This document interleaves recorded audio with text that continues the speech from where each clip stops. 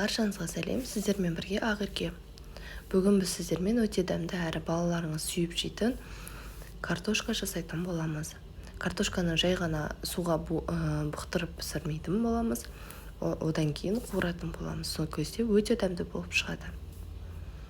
Үйіңізде не жасайтыныңызды білмей картошка мен жұмыртқа ғана болса, онда осы видеомды толық қарап, міндетті түрде жасап көруге кеңес беремін. Бұл өте дәмді болып шығады. Ең алдымен 3 тал картошкамызды алып, дәл осылай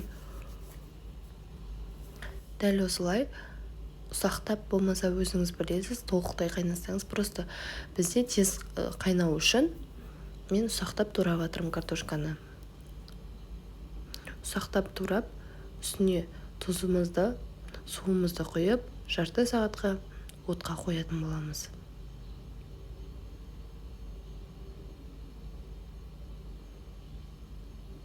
Тұз салуды ұмытпаңыздар.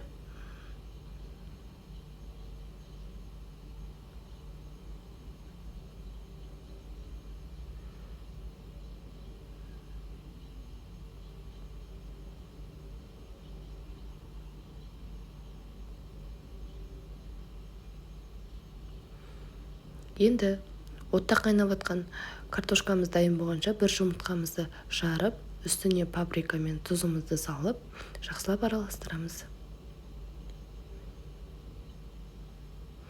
Міне, суға піскен картошкамыз дайын болды. Енді оны жақсылап езетін боламыз.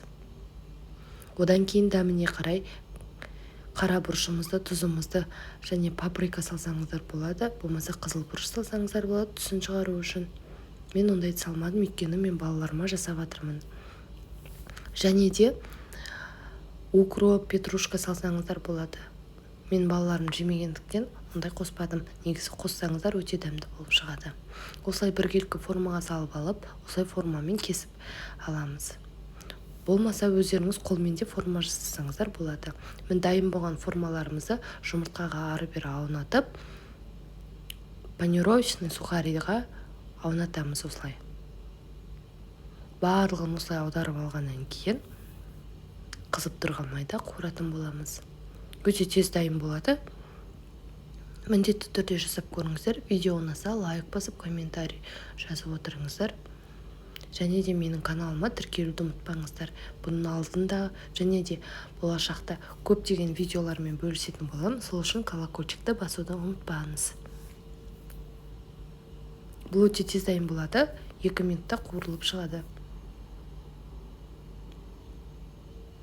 Екі жағында осылай қуырып аламыз.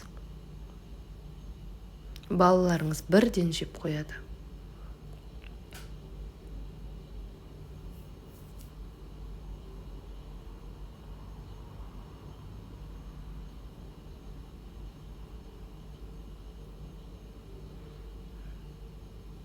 Мінекей дайын болды. Видео ұнаса лайк басыңыз.